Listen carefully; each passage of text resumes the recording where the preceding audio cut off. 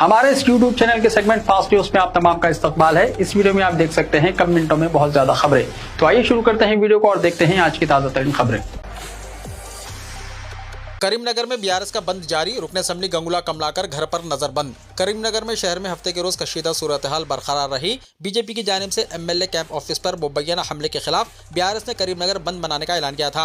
शहर में सुबह से ही बंद का वाज़ेह असर देखा गया, जबकि सियासी कशीदगी में मजीद इजाफा हो गया। ताहम बीआरएस की जानिब से दी गई बंद की कॉल पर बीजेपी ने सख्त रद्दमल जाहिर करते हुए सवाल उठाया कि इस बंद का करीमनगर के आम शहरियों से क्या ताल्लुक है और इसे नाकाम बनाने की धमकी दी। मुख्तलिफ सियासी बयानात की वजह से करीमनगर में सूरत हाल इंतहाई कशीदा हो गई। अमन व अमान बरकरार रखने के लिए पुलिस ने शहर भर में भारी जमीयत तैनात कर दी है और कई मुकामात पर सियासी जमातों के कारकुनान को एहतियाती तौर पर गिरफ्तार किया गया। एहतियाती इक़दामात के तहत बीआरएस के कारकुनान को सुबह सवेरे ही हिरासत में लेकर मुख्तलिफ पुलिस स्टेशनों में मुंतकिल किया गया, जबकि मुकामी एमएलए गंगुला कमलाकर को इनके घर में नजरबंद कर दिया गया। बगैर रजिस्ट्रेशन चलने वाले हॉस्पिटल्स और क्लिनिक्स के खिलाफ कार्रवाई का हुक्म। कलेक्टर हैदराबाद प्रियंका आला का जायजा इजलास। 50,000 रुपये से 2 लाख रुपये तक जुर्माने का इंतबाह।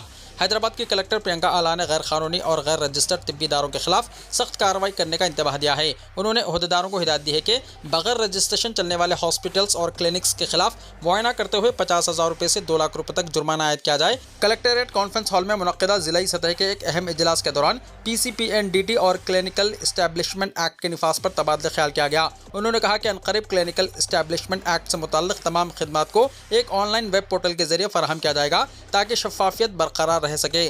प्रियंका आला ने कहा कि अगर किसी गैर रजिस्टर्ड क्लिनिक नोटिस देने के बावजूद वो कवायद की खिलाफ वर्जी जारी रखता है तो इब्तदाई तौर पर 50,000 रुपये और संगीन खिलाफ वर्जी की सूरत में 2 लाख रुपये तक जुर्माना आयद करें। कलेक्टर हैदराबाद ने तमाम स्कैनिंग सेंटर्स का मुकम्मल और जामे मुआयना करने की हिदायत दी ताकि गैर कानूनी सरगर्मियों पर शिकंजा कसा जा सके।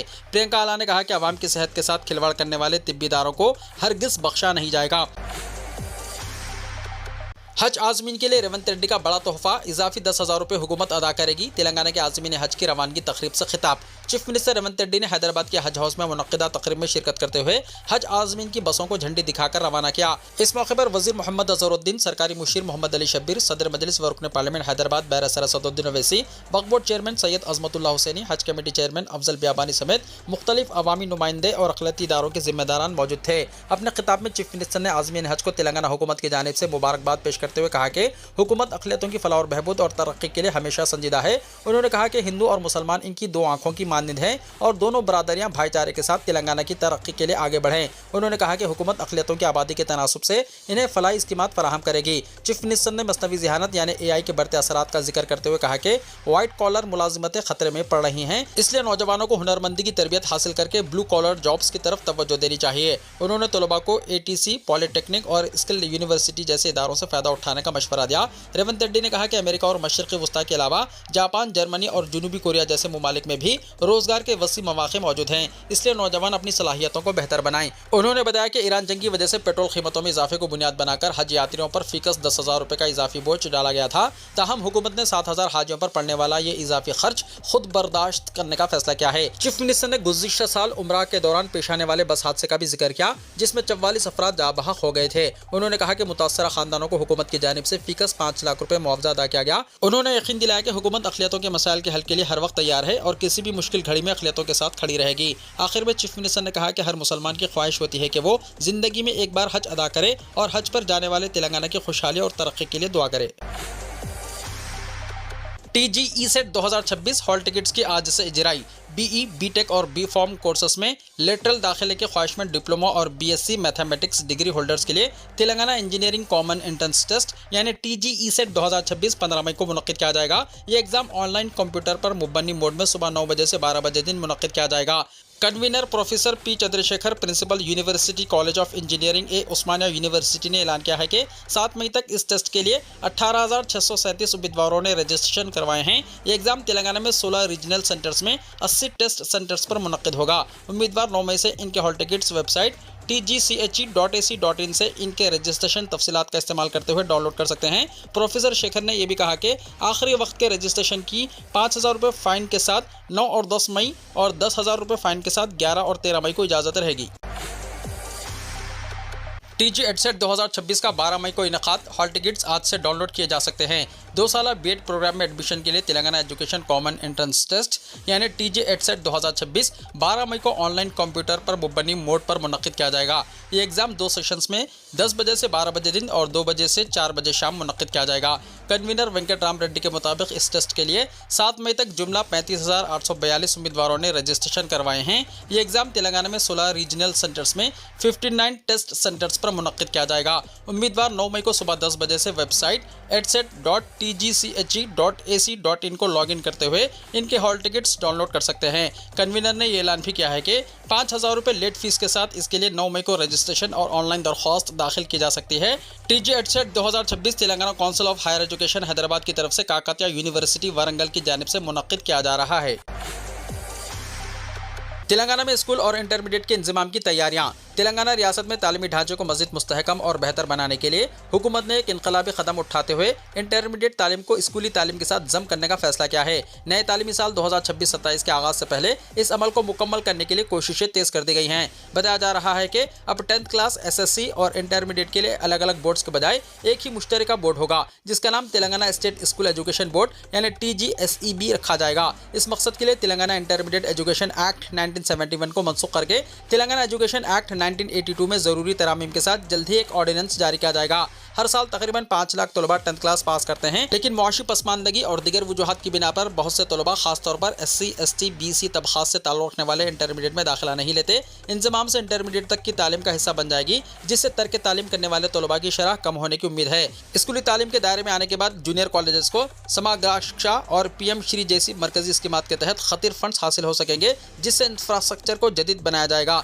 स्कूल्स और जूनियर कॉलेजेस की साइंस लैब्स, लाइब्रेरियों और दीगर सहूलियात को अब मुश्तरका तौर पर इस्तेमाल किया जाएगा, जिससे वसाइल के ज़ाया होने के खदशात भी कम होंगे। टीचर्स और तलबा के दरमियान तवील मुद्दती तालीमी ताल्लुक़ बरकरार रहेगा। टीचर्स अपने तलबा के तालीमी सलाहियतों को बेहतर तौर पर समझ सकेंगे, जो इनकी बेहतर रहनुमाई में मुआविन साबित होगा। इस अहम तब्दीली के हवाले से इंचार्ज तालीमी सेक्रेटरी श्री देवासेना की मौजूदगी में आला हुक्काम का इजलास मुनक्किद हुआ, जिसमें इंटरमीडिएट एडमिशन्स के हालिया आर्जी तात्तुल और मुस्तकबिल के लाहे अमल पर तफसीली तबादला ख्याल किया गया। स्कॉलरशिप्स के लिए आधार और 10th क्लास के मेमो में नाम की यकसानियत लाजमी। रियासती हुकूमत ने फीस रिम्बर्समेंट और स्कॉलरशिप की फराहमी के अमल को शफाफ बनाने के लिए नई पॉलिसी नाफिज कर दी है। अब से इन मुराद के हुसूल के लिए आधार कार्ड और 10th क्लास के मेमो में तालिब इल्म के नाम और सरनेम का मुकम्मल तौर पर यकसा होना लाजमी करार दिया गया है। हुकूमत के अहकामात के मुताबिक अगर आधार और 10th क्लास के मेमो में नाम यकसानियत नहीं होंगे तो ट्यूशन फीस की दरख्वास्त का पोर्टल आगे नहीं बढ़ेगा। स्कॉलरशिप पोर्टल पर लॉगिन करने के लिए 10th क्लास का हॉल टिकट नंबर, तारीख पैदाइश और पास करने का साल दर्ज करना होगा। इन तफसीलात के दुरुस्त होने पर ही दरख्वास्त फॉर्म खुलेगा। तालिब इल्म को अपनी सफ़, ज़ात, ज़ेली ज़ात, आधार नंबर, मोबाइल नंबर और कॉलेज की तफसीलात फराहम करनी होगी। नाम की मुमासिलत साबित होने पर फौरी तौर पर एप्लीकेशन ID जारी कर दी जाएगी। ऑनलाइन रजिस्ट्रेशन के पहले मरहले के बाद तलबा को मी सेवा मराकज़ पर जाकर आधार बायोमेट्रिक तस्दीक मुकम्मल करनी होगी। पुराने तलबा जो अपने स्कॉलरशिप्स को रेन्यूअल करवा रहे हैं, इनके लिए भी आधार और मेमो में नाम का यकसानियत होना लाजमी है। कौमी स्कॉलरशिप पॉलिसी के नक्शे कदम पर चलते हुए अब रियासत में SC तलबा की तरह ST, BC अखिलती और माजूर तलबा की ट्यूशन फीस और स्कॉलरशिप की रकम भी बराह रास्त इनके बैंक खातों में जमा की जाएगी। इसके लिए बैंक अकाउंट का आधार से लिंक होना और मोबाइल नंबर की रजिस्ट्रेशन लाजमी है। शदीद गर्मी से आते ही AC में बैठना खतरनाक, सर दर्द, सांस की तकलीफ और दिगर बीमारियों का खतरा। झुलसा देने वाली गर्मी से परेशान लोग जैसे ही घर पहुंचते हैं फ़ौरन AC चलाकर ठंडक हासिल करने की कोशिश करते हैं, मगर माहिरीन सेहत ने खबरदार किया है कि यह आदत जिस्म के लिए खतरनाक साबित हो सकती है और कई तिब्बी पेचीदगियों को जन्म दे सकती है। माहिरीन के मुताबिक इंसानी जिस्म दर्जा हरारत को मुतवाज़िन रखने के लिए मुसलसल काम करता है। शदीद गर्मी में जिस्म पसीना खारिज करके और खून की नालियों को फैलाकर खुद को ठंडा रखने की कोशिश करता है, लेकिन अचानक इंतहाई ठंडे AC वाले माहौल में दाखिल होने से जिस्म को हरारती झटका लग सकता है। डॉक्टरों का कहना है कि इस अचानक तब्दीली के नतीजे में सर दर्द, गले में खराश, खांसी, सांस लेने में दुश्वारी, जिस्मानी थकन और बेचैनी जैसी अलामत जाहिर हो सकती हैं। बाज़ अफराद में ये कैफियत ज़्यादा संगीन शक्ल भी इख्तियार कर सकती है। माहिरीन ने मशवरा दिया है कि धूप या शदीद गर्मी से वापस आने के फ़ौरन बाद सीधा AC में जाने के बजाय चंद मिनट नॉर्मल या सायादार माहौल में गुजारें, ताकि जिस्म आहिस्ता आहिस्ता दर्जा हरारत की तब्दीली को बर्दाश्त कर सके। माहिरीन के मुताबिक गर्मी के मौसम में जिस्म में पानी की कमी भी आम हो जाती है। आती है, जिसकी वजह से अचानक ठंडा माहौल जिस्म पर मजीद दबाव डाल सकता है। इसीलिए मुनासिब मकदार में पानी पीना और खुद को हाइड्रेट रखना बेहद ज़रूरी है। उन्होंने खबरदार किया है कि एसी की खुश्क हवा गले में खुश्की, जलन और खांसी का सबब बन सकती है, खास तौर पर जब दर्जा हरारत बहुत कम रखा जाए या ठंडी हवा बराह रास्त जिस्म पर पड़े। सेहत माहिरीन का कहना है कि गर्मी और ठंडक के दरमियान मुनासिब तवाज़ुन, मुतदिल दर्जा हरारत, ज़्यादा पानी का इस्तेमाल और एहतियाती तदाबीर ही बेहतर सेहत की ज़मानत है, क्योंकि बाज़ औक़ात फौरी सुकून के बजाय थोड़ा सब्र इंसान को बड़ी बीमारियों से बचा सकता है। तमिलनाडु के कांग्रेस अराकीन असेंबली की हैदराबाद मुंतकिली। तमिलनाडु में बढ़ती हुई सियासी गैर यकीनी सूरत हाल के दरमियान कांग्रेस क़यादत की टीवीके की तायद और हिमायत की रिपोर्ट्स के बाद 5 कांग्रेस एमएलएस को जुमेरात की देर रात हैदराबाद मुंतकिल कर दिया गया, ताकि मुमकिना इनहराफ और ख़रीद और फरोख्त और अंदरूनी बगावत को रोका जा सके। ज़राए के मुताबिक इन अराकीन असेंबली को सख्त सिक्योरिटी के तहत हैदराबाद लाया गया, जहाँ इन्हें शहर के पॉश इलाके बंजारा हिल्स की एक मशहूर 5 स्टार होटल में रखा गया। सीनियर कांग्रेस ओहदेदार सूरत हाल पर गहरी नज़र रखे हुए हैं और अराकीन असेंबली तक रिसाई महदूद कर दी गई है। इस अचानक मुंतकिली ने सियासी हल्कों में शदीद क़यास आराइयों को जन्म दे दिया है। ज़राए ने मज़ीद बताया कि अंदरूनी सर्वे में पार्टी रैंक्स में अदम इत्मीनान की निशानदही के बाद अरकान असेंबली को चेन्नई से खुफिया तौर पर बज़रिए तैयारा शमशाबाद इंटरनेशनल एयरपोर्ट हैदराबाद लाया गया और वहां से पुलिस सिक्योरिटी में बंजारा हिल्स की 5 स्टार होटल में मुंतकिल किया गया। हैदराबाद में होटल के इर्द गिर्द सिक्योरिटी सख्त कर दी गई है और सिर्फ मुंतखब पार्टी रहनुमा ही अराकीन असेंबली से मुलाकात कर सकते हैं। तेलंगाना के मुकामी कांग्रेस कायदीन ने भी इस ताल्लुक से खामोशी इख्तियार की हुई है।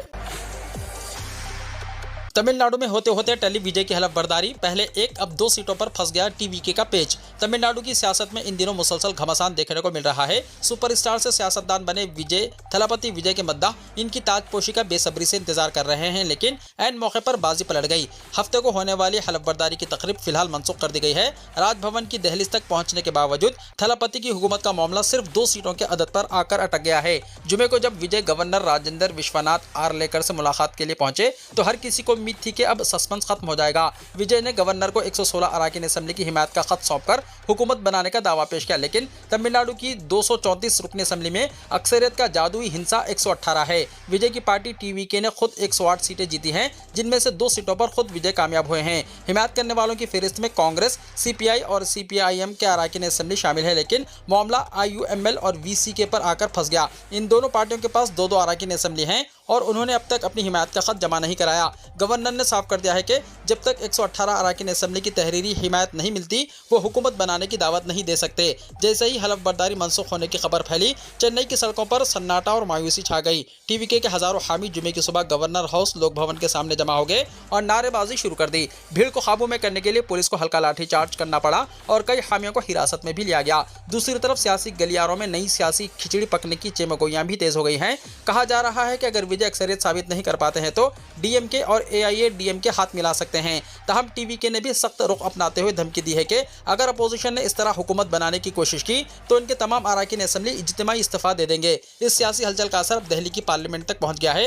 कांग्रेस के साथ इत्तेहाद टूटने के बाद डीएमके ने लोकसभा में अपने अराकीन पार्लियामेंट की सीटें तब्दील करने का मुतालबा कर दिया है। पार्टी का कहना है कि अब कांग्रेस के साथ बैठना इनके लिए मुमकिन नहीं रहा। बंगाल में शिकस्त के बाद भी ममता बनर्जी ने सोशल मीडिया बायो नहीं बदला, खुद को अब भी वज़ीर आला करार दे रही हैं। मगरबी बंगाल असेंबली इंतखाबात में शिकस्त और रियासती असेंबली की तहलील के बावजूद तृणमूल कांग्रेस सरबराह ममता बनर्जी ने अपने सरकारी सोशल मीडिया अकाउंट्स पर अब तक खुद को चीफ मिनिस्टर मगरबी बंगाल लिख रही हैं। सियासी हल्कों में इस मामले पर बहस तेज हो गई है, क्योंकि रियासती गवर्नर RN रवि असेंबली तहलील कर चुके हैं और बीजेपी लीडर शिवेंद्र अधिकारी नई हुकूमत बनाने का दावा पेश कर चुके हैं। गवर्नर की जानिब से 7 मई को असेंबली तहलील किए जाने के बाद ममता बनर्जी की क़यादत वाली काबीना खुद ब खुद खत्म हो गई थी, जिसके बाद वो आईनी तौर पर साबिक वज़ीर आला बन चुकी हैं। ताहम ममता बनर्जी ने न सिर्फ अपनी शिकस्त तस्लीम करने से इनकार किया है, बल्कि सोशल मीडिया प्लेटफॉर्म एक्स और फेसबुक पर भी अपनी शनाख्त तब्दील नहीं की है। इनके ऑफिशियल सोशल मीडिया अकाउंट्स के अबाउट सेक्शन में अब भी इन्हें founder chairperson all India Trinamool Congress और चीफ मिनिस्टर मगरबी बंगाल के तौर पर जाहिर किया जा रहा है। सियासी मुबस्सिरीन के मुताबिक ये इक़दाम इस बात का इशारा है कि ममता बनर्जी इंतखाबी नतायज को मुकम्मल तौर पर कबूल करने के लिए तैयार नहीं है। याद रहे कि मगरबी बंगाल असेंबली इंतखाबात के नतायज में भारतीय जनता पार्टी ने भारी अक्सरियत हासिल की थी, जिसके बाद 15 साल से कायम तृणमूल कांग्रेस हुकूमत का खात्मा हो गया। बीजेपी ने शुवेंदु अधिकारी को अपने कानूनसाज पार्टी का लीडर मुंतखब किया है। मगरबी बंगाल की सरजमीन पर पहली बार बीजेपी हुकूमत, शुवेंदु अधिकारी ने चीफ मिनिस्टर के तौर पर लिया हलफ। मगरबी बंगाल में पहली बार भारतीय जनता पार्टी यानी बीजेपी की हुकूमत कायम हो गई है। रियासत के नए वजीर आला बीजेपी रहनुमा शुवेंदु अधिकारी ने हफ्ते के रोज हलफ लिया। कोलकाता के ब्रिगेड परेड ग्राउंड में शानदार तकरीब मुनक्किद हुई, जहां बंगाल के गवर्नर RN रवि ने शुवेंदु अधिकारी को हलफ दिलवाया। इस तकरीब में वजीर आजम नरेंद्र मोदी बतौर मेहमान खुसूसी शरीक हुए। मरकजी वज़रा अमित शाह, JP नड्डा, राजनाथ सिंह, राम मोहन नायडू, NDA हुकूमत वाली रियासतों के chief ministers Chandrababu Naidu, Yogi Adityanath, Rekha Gupta, BJP के कौमी सदर नितिन नबीन समेत कई अहम शख्सियात मौजूद थीं। 55 साल गैर शादीशुदा शुवेंदु अधिकारी ने मगरबी बंगाल के 90 वज़ीर आला के तौर पर हलफ लिया।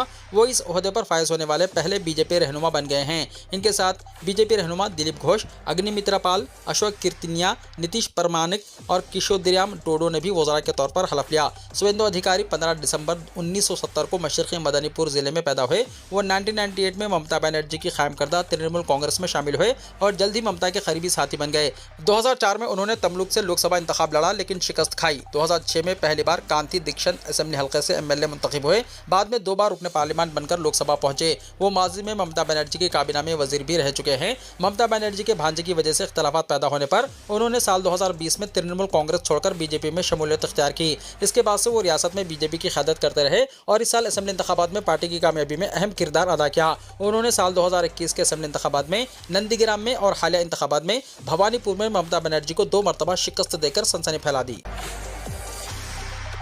गरीब के हाथ से खाने की प्लेट छीनी, मुसलमानों को खाना नहीं देंगे, पिंकी चौधरी की नफरत अंगेज वीडियो पर हंगामा। हिंदू रक्षा दल के सरबराह भूपेंद्र तोमर उर्फ पिंकी चौधरी एक वीडियो सोशल मीडिया पर वायरल होने के बाद शदीद तनकीद की जद में आ गए हैं। वायरल वीडियो में पिंकी चौधरी एक गरीब शख्स के हाथ से खाने की प्लेट छीनते हुए दिखाई दे रहे हैं। वीडियो में वो कहते सुनाई देते हैं, हम मुल्लाओं को खाना नहीं देंगे, किसी को बुरा लगे तो लगे, कोई मुसलमान खाना ना खाए। उन्होंने मजीद कहा, मुल्ला ना आए, सिर्फ हिंदू आए और इमदादी खाना सिर्फ हिंदुओं तक महदूद रखने की बात की। इस वाक़े के बाद पिंकी चौधरी के माजी के मुतनाज़ा बयानात और मुसलमानों के खिलाफ इश्तियालंगेज सरगर्मियां एक बार फिर मौजूए बहस बन गई हैं। वो इससे पहले अगस्त 2021 में जंतर मंतर पर भारत जोड़ो आंदोलन रैली के दौरान मुबैना फिरकावाराना नारे लगाने के इल्जाम में गिरफ्तार भी हो चुके हैं। गाजियाबाद में एक मजहबी इज्तिमा के दौरान उन्होंने मुबैना तौर पर मुसलमानों को जिहादी करार दिया था और मुसलमानों के खिलाफ कई गैर मुसद्दिक़ा दावे किए थे। उन्होंने हिंदुओं से अपील की थी कि मुस्लिम अफराद को हिंदू अक्सरियती इलाकों में जायदाद खरीदने से रोका जाए। फरवरी 2026 में हिंदू रक्षा दल के कारकुनों ने उत्तर प्रदेश के कौमी शाहरा पर मुसलमानों के लिए सड़क नहीं जैसे नारे तहरीर किए थे। पिंकी चौधरी ने इस इक़दाम का दिफा करते हुए दावा किया था कि हिंदुस्तान में सिर्फ हिंदू ही टैक्स अदा करते हैं। हिंदू रक्षा दल दिल्ली के करीब गाजियाबाद में कायम एक हिंदू कौम परस्त तंजीम है। इसके कारकुनान पर तलवारें तकसीम करने, मुस्लिम मुखालिफ नारे लगाने और इश्तियालंगेज सरगर्मियों में मुलव्विस होने के इल्जाम आयद होते रहे हैं। अगस्त 2024 में भी पिंकी चौधरी पर इल्जाम लगा था कि उन्होंने गाजियाबाद में एक मुस्लिम बस्ती पर हमला करने वाले हुजूम की क़यादत की, जहां घरों में तोड़फोड़, सामान को नजरातिश करने और रिहायशों पर हमले किए गए थे। ताज़ा वीडियो सामने आने के बाद नफरत अंगेज तकारीर और इश्तियालंगेज सरगर्मियों के खिलाफ सख्त कार्रवाई का मुतालबा एक बार फिर जोर पकड़ गया है। मस्जिदुल हराम में आज़मीन हज के सवालों के जवाब देने के लिए क्लाउड कम्युनिकेशन सिस्टम। आज़मीन के पास मनासिक की अदायगी और हज से मुतल्लिक़ जहन में सवालात उभरते हैं। इस सिलसिले में इंतज़ामिया ने माकूल इंतजामात किए हैं। इदारा उमूर हरमैन में दीनी उमूर के सरबराह शेख डॉक्टर अब्दुर्रहमान अस्सुदैस ने आज़मीन हज से राब्ते और इनके सवालात के जवाब देने के लिए क्लाउड कम्युनिकेशन सिस्टम का आगाज़ किया है। खबर रसा एजेंसी SPA के मुताबिक ये इक़दाम इदारे उमूर हरमैन की जानिब से डिजिटल तब्दीली को फ़रोग़ देने और दीनी खिदमात के मियार को बेहतर बनाने की कोशिशों का हिस्सा है। डॉक्टर अस्सुदैस ने बताया कि क्लाउड सिस्टम एक मरबूत तकनीकी निज़ाम है जिसके जरिए मौसूल होने वाली कॉल्स खुदकार तरीके से शोख के फ़ोन पर मुंतकिल हो जाती है। इस सिस्टम के जरिए वक्त की बचत होती है और मस्जिदुल हराम में अज़्दहाम भी नहीं होता। क्लाउड कम्युनिकेशन सिस्टम इंतहाई जदीद है, जिसके जरिए मौसूल होने वाली कॉल्स फौरी और दुरुस्त तौर पर मुतल्लिक़ा इदारे या शख्स तक पहुँच जाती है। ज़रूरत पड़ने पर मस्जिदुल हराम में सवालात के जवाब देने वाले सेक्शन में भी कॉल मुंतकिल की जा सकती है। उन्होंने वाज़ेह किया है कि टेलीफोनिक राब्ते के लिए मुतारिफ किया जाने वाला ये निज़ाम उमरा ज़ायरीन और आज़मीन हज के लिए है, ताकि ज़ायरीन हरमैन को हर मुमकिन सहूलत फराहम की जा सके। क्लाउड कम्युनिकेशन सिस्टम का यूनिफाइड टोल फ्री नंबर 800-122-100 है, जो 24 घंटे की बुनियाद पर काम करता है। इस नंबर पर कॉल करके अपने मसाइल को बयान और इनके जवाबात हासिल किए जा सकते हैं। वीडियो को लाइक शेयर कीजिए और हमारे इस YouTube चैनल को सब्सक्राइब करते हुए इसके बेल आइकॉन को भी प्रेस कर लीजिए, ताकि हर आने वाली वीडियो का नोटिफिकेशन सबसे पहले आपको मिलता रहे।